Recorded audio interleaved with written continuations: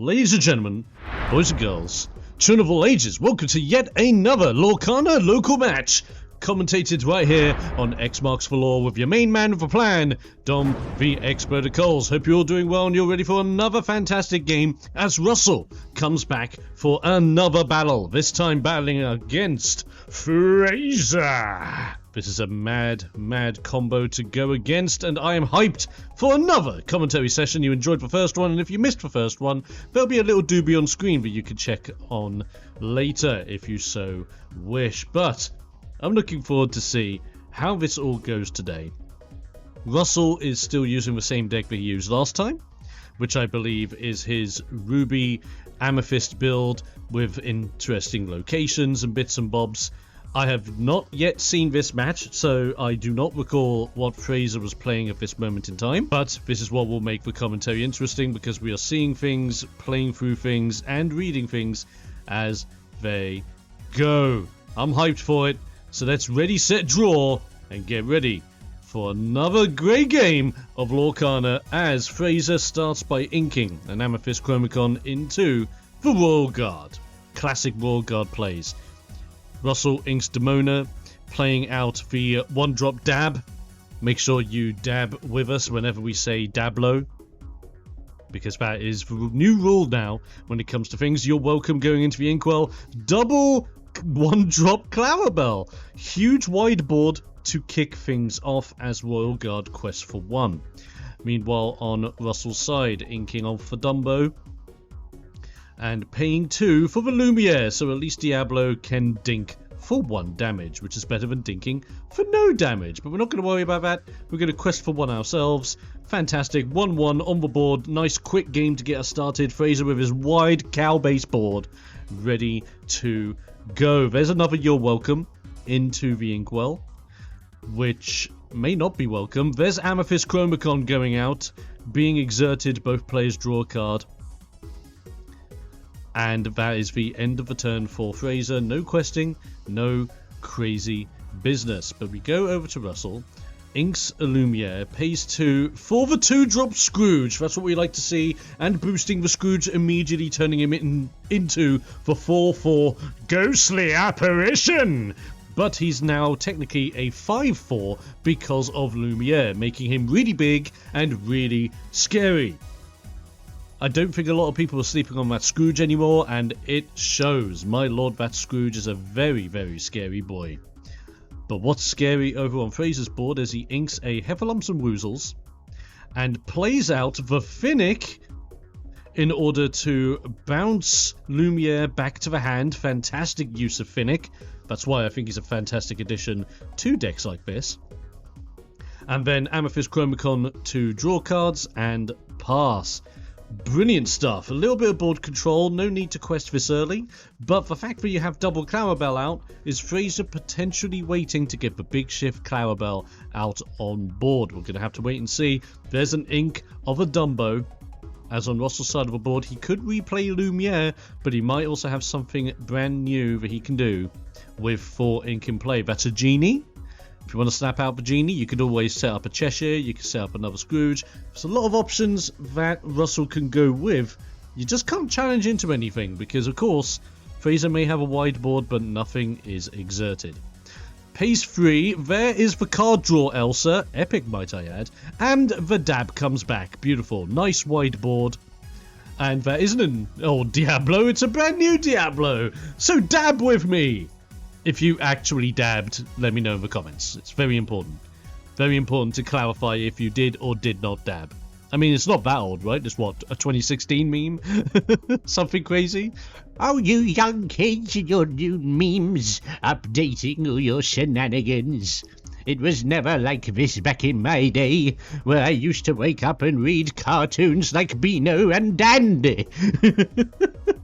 Oh no, I don't know what that was. As Russell quests with his Diablo, we go over to Fraser. There is the shift Clarabelle, predicted earlier on. And as that prediction got sunk in, oh, there is Mother Knows Best, bouncing a boy, the Scrooge, back into the hand, which then means the Clarabelle will have more potential. So Finnick gets rid of Diablo, giving Russell extra cards, which means for Clarabelle will benefit Fraser by making sure that he can draw up his hand, which is a really cool use of Clarabelle and a bunch of bits. Very nice use by Fraser. A little bit of board control, but at the same time giving Russell enough cards in order to rebuild his own hand, which is fantastic levels of play. Inking an Iago over on Russell's side of the board, as we're going to we're going to we're going to think. And what could Russell do? He's basically got all of his assets back into his hand now. One of the Diablos was banished last turn, but we're not too worried about that, because Diablo's there for drawing cards and questing for one all the time until your opponent goes, oh yeah, it's a bird. But with 5 ink, that opens up quite a lot for Russell can do. Replaying the board and going wide, he can bring out Elsa, which he's gonna do! Oh, I just predicted the play! Elsa into the Clarabelle. Beautiful! Oh, you gotta love it when your mind just clicks. Gorgeous move. Elsa going straight into the Clarabelle and bopping her out of the way. Which is probably the best move, because you don't want to shift Clarabelles out. Now, there is Maleficent Staff.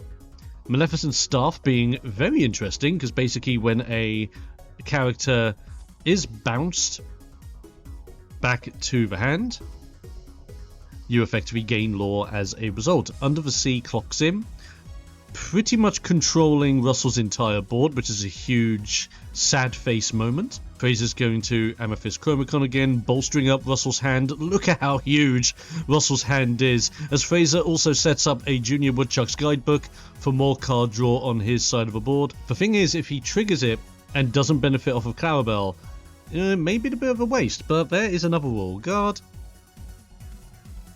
And questing for one with the Royal Guard, drawing up with Clarabelle. Fantastic stuff. Now Russell has to regain control of the board. There's a lot of items out, there's a lot of characters out, and Russell only has 5 at his disposal. He's double Lumiering! The Candle Boys are out, giving each other the +1 attack, turning them into 3/2s, and the Scrooge immediately going to a 4/3.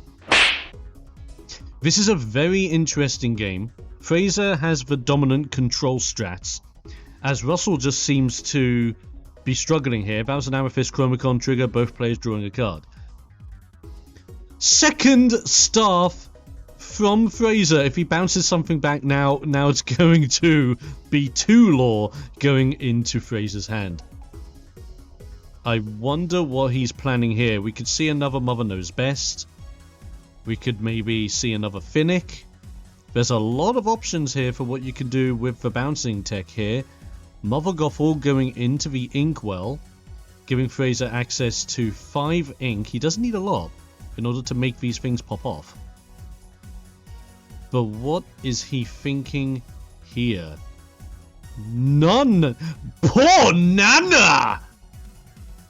Brings out Amethyst Nana and discards the Mother Gothel to bounce something back, gain 2 lore. Sings... Wow! Yes, 4. So I'll bounce just Lumiere. 4. Has to be 3 on our strength, and it's 4. It's not boosted. No, it's got Lumiere buffs. So I have.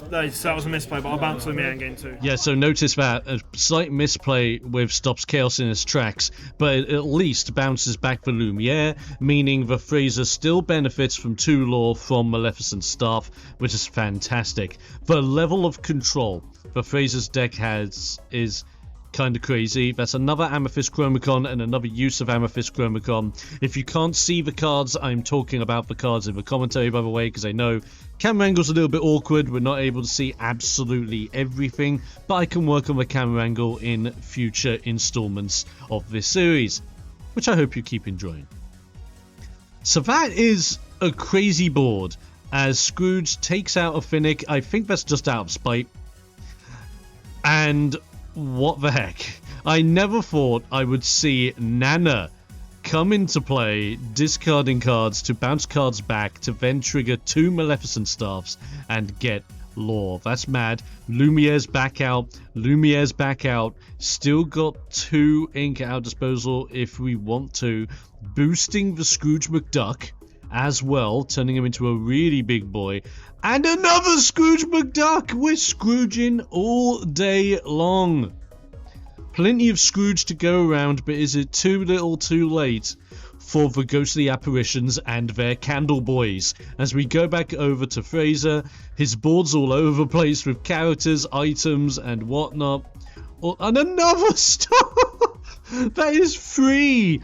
3 copies of Maleficent Staff, a single bounce will get you free lore.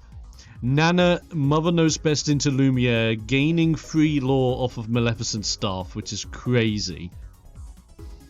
Absolutely goated strat right there.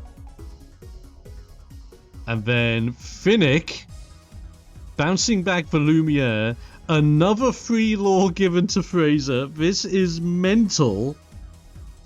And what could he potentially be planning now? 3 ink left in his disposal. It's another Nana! No! He's discarding a hey, hitting the bigger Scrooge McDuck. Another free lore. He'll be able to capitalize with it, with the Clarabelle to draw more cards later. This is nuts! And you're welcome as well! Full board control! Ah, my lord, and more cards given over to Russell. Russell's levels of depression are growing by the move as Fraser quests going up to 17 lore, which is mental. And apparently, just hearing over in my comms, Russell went up to 16 cards. Look at how thin Fraser's deck is. This is cuckoo banana crazy. I am here for it, and you are seeing this in what may just be the most mental match we've covered so far in this series, as Russell brings out the library and the graveyard of Christmas Future, the truly threatening locations that cannot be bounced back and cannot be benefited off of Maleficent Staff unless Fraser has some very unique techie options to make that work. So he's going to trigger a Chromacon, and Chromacon again, he is thinning out that deck like an absolute mad lad. And the Royal Guards will challenge for 4 each, but now they're going to 6 each because of Junior Woodchuck's Guidebook. Another Junior Woodchuck's Guidebook in total to go to 8 each, which means the Royal Guards by themselves take out the library and the other location, leaving the rest of the board to just quest and go ham, which by far is exactly what Fraser needs to do. There you go. Quest with Clarabelle and Nana. That is crazy. What a first round. What an insane first round. I don't even believe what I watched. But it's mad. I can't do anything but laugh. But let's roll over to game number 2. Oh god, it can't get any crazier than this, surely. Ahoy me hearties, and hope you're enjoying the local matches. And if you are, let me know down in the comments so that you convince me to make more of these in the future. I apologise for any camera angle fumbles, but these are the first matches that I'm recording, getting back into the swing of things. And once I master the camera angles, they're only going to be better for you. Be sure that you also subscribe to the channel so that you are notified of when a brand new video becomes available. Why don't you hit the notification bell while you're at it, just to be on the safe side? And last but not least, these are my local matches, but I want to incentivize you, because you can also be featured in this on my channel with your local matches. If you want to know any more information, or if you have any footage of your local matches that you think are ready to be commentated, then all you need to do is hit me up down in the comments and I can get a hold of you with more information, or you can email me directly at xmarksforlore@gmail.com. That's xmarksforlore@gmail.com, and you and your matches may just show up on the show as well with me doing commentary if you so like. With all that in mind, keep enjoying the matches as we roll on to the next game. We are back. Game 2, ready to rock. Russell with his Ruby Amethyst deck and Fraser with his Amethyst Emerald deck. The Bounce House versus the Location Nation. Who will show their dominance again? Fraser starting out with a Clarabelle, Russell starting out with a Diablo. This is the tough one now for Russell. Russell knows exactly what Fraser's game plan is. So maybe the better plan for Russell now is to maybe try and get his locations out as threats, because then Fraser has to work hard to make sure that he's going to be able to both control the board and get rid of a mass load of locations. But I guess it depends on which other locations that Russell is playing to see if he's able to benefit off of them en masse or not. 2 ink there, that is a Maleficent Staff already on the board, already ready to threat, as we have Diablo and Scrooge sitting there ready to be a problem for Fraser potentially. There's Cheshire Cat as well, good to see him in play.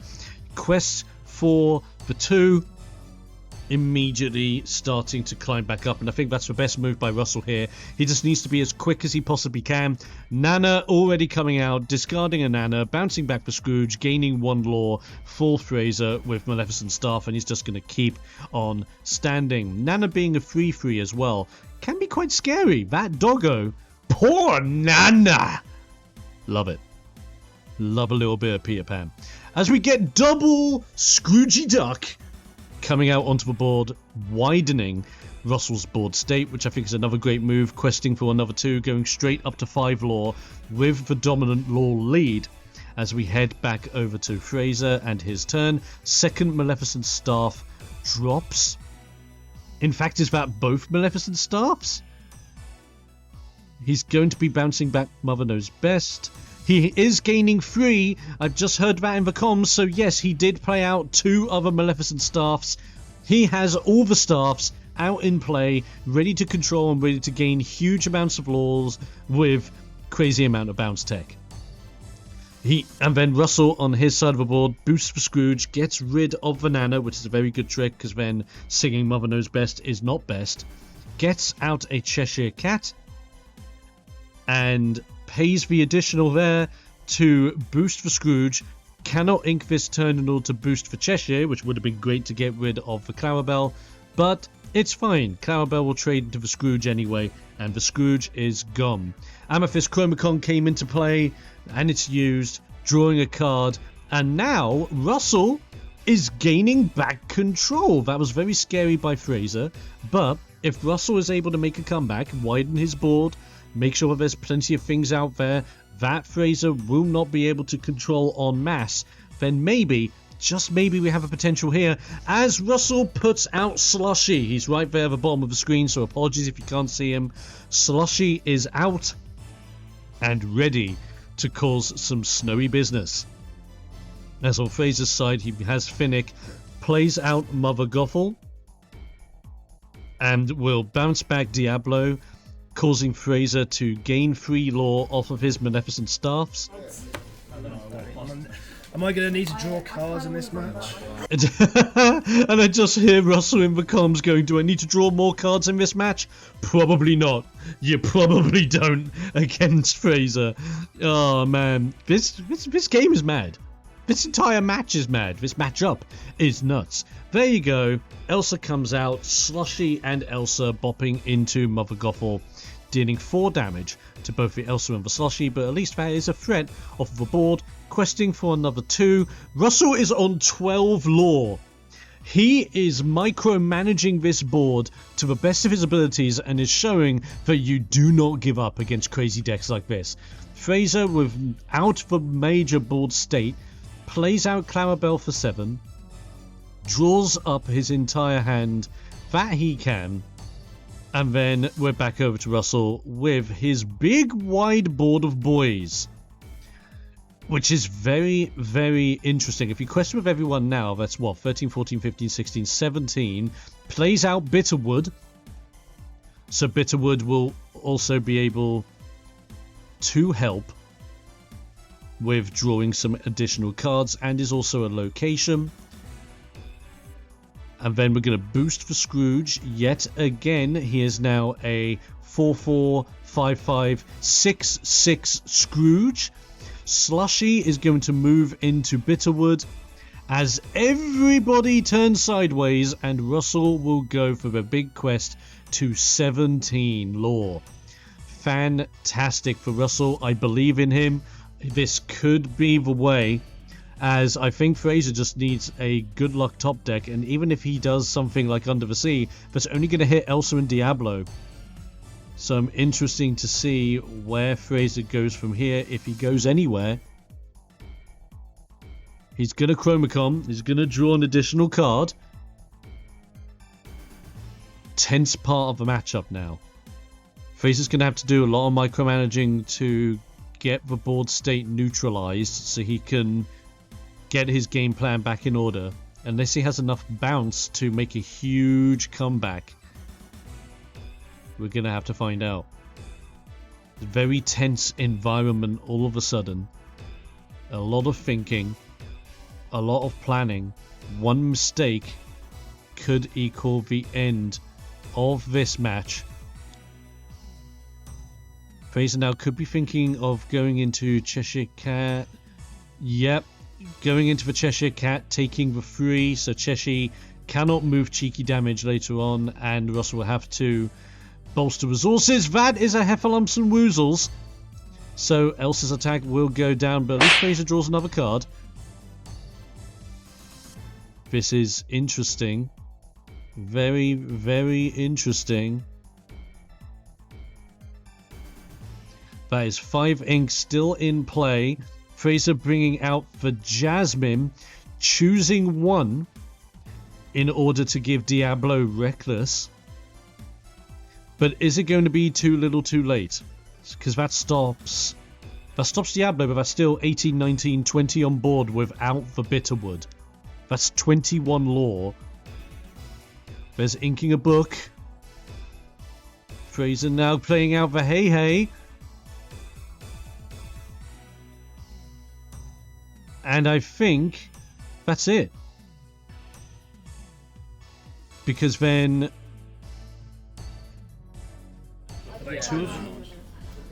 Oh, where done the math from? Were you on 17? Where done the math from? Yeah. Oh, whoops. If it matters, I had. Oh, fair. Oh, wow. Fraser actually did his mathematics wrong. All of that planning, and he did the maths wrong. He did not calculate it correctly. Russell will win this round as we go in to game 3. Mad times. It's back and forth action here, ladies and gentlemen. Let's move on to the final game and see how this ends up. This is a crazy matchup. Woo! Ladies and gentlemen, game 3 is here. Russell versus Fraser. Locations versus bouncing. Ruby Amethyst versus Amethyst Emerald. Clash of the Titans scenario. Last game ended in a bit of an upset for Fraser as his calculations were wrong. It was a tough board to try and micromanage. But here we go as we have a Tinkerbell and a Clarabelle to start things off. I believe that is Chromacon down the very bottom of the screen. You guys won't be able to see it. It could be Maleficent Starfish early on. I will be listening out to the comms to double check that in a moment as Russell plays out Lumiere in Quest for 1 with Tinkerbell. That is now a 4-1. Fraser on his end inks a big Jasmine in order to play out Nana or Nana and discards Under the Sea in order to get rid of Lumiere, probably the more troublesome boy out of the two, and that was Maleficent Staff, so Fraser will gain that 1 lore. This is why we listen to the comms as we commentate, ladies and gentlemen, because if the camera angle is a little bit off, at least I can fill you in on what's actually happening. We have a library on turn 3, goated location, Inkabel questing for 1. As Fraser on his turn, Nano and Clarabelle, I think it was best for Russell to quest anyway, because if Fraser's going to bounce, he's just going to bounce. And speaking of the bounce, there we go. Gains a lore and does all of that damage into library, 4 damage exactly. And now the question is, what will Russell do on his next turn as he goes up to 4 ink, library out on the board? And this could be a tough scenario for Russell. Not the best opening play. Last game, I think, went as perfect as he wanted, being able to go wide. Double library, I think Russell is kind of bummed here. But we do have Tinkerbell back on board. We have 2 locations out, meaning that Fraser's going to have to micromanage both now. Big shift Clarabelle comes out on Fraser's turn. Big attack into the already damaged library. 3 into the other, as Clarabelle helps Fraser get his hand size back, and we're back in the game.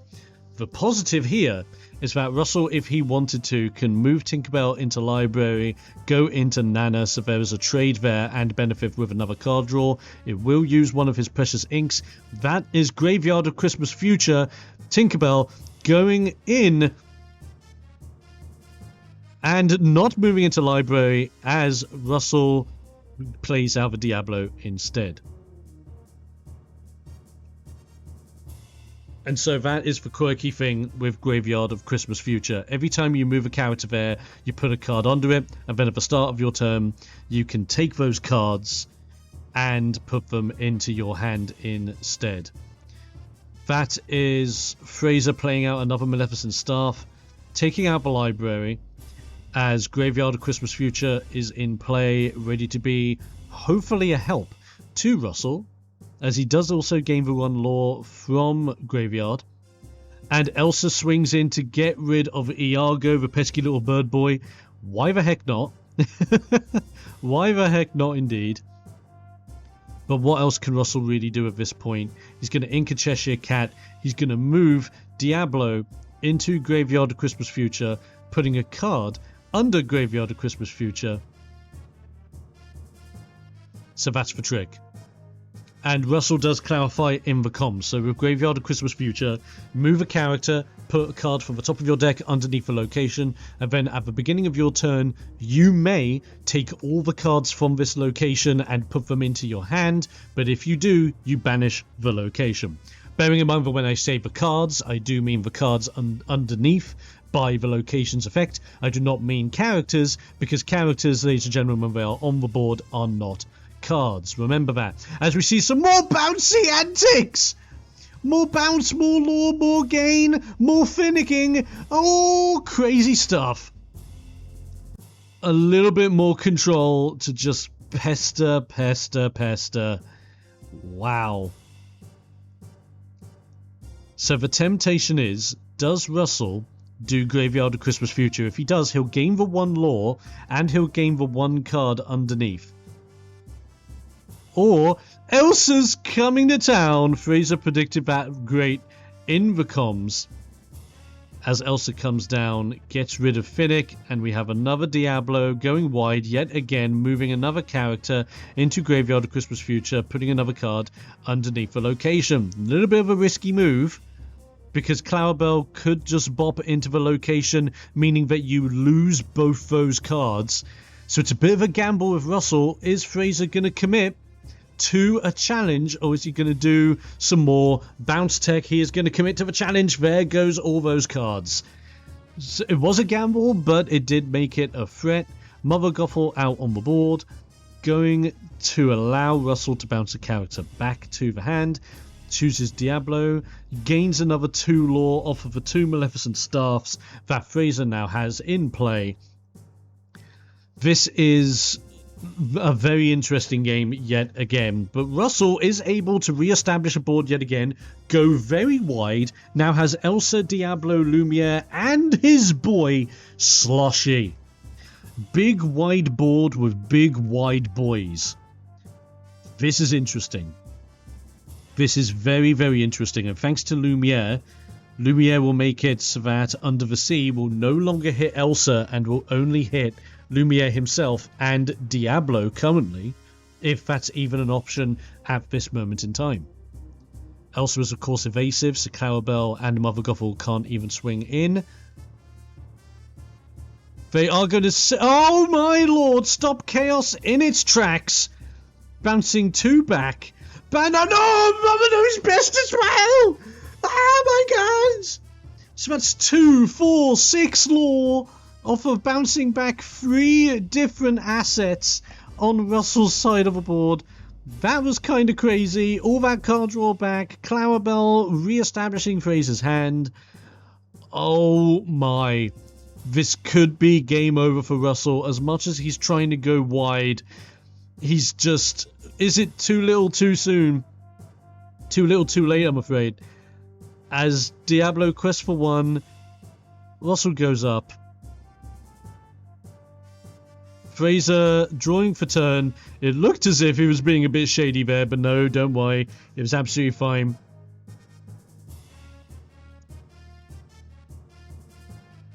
A lot of sorries and a lot of apologies on Fraser's side of the board, but it's all good.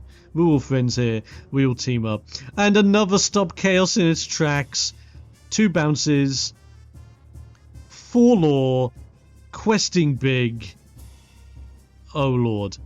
And look at all those cards that Russell had. I don't know what he was quite looking for, but nothing was there. The game is over.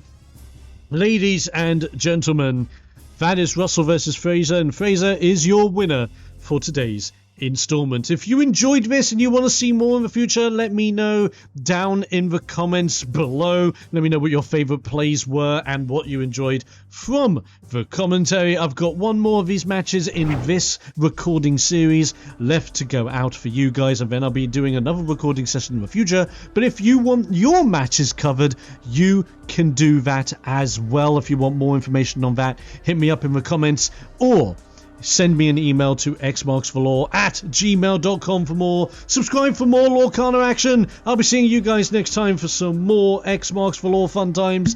Until then, stay safe, stay awesome, set sail, weigh anchor, and I'll be seeing you next time.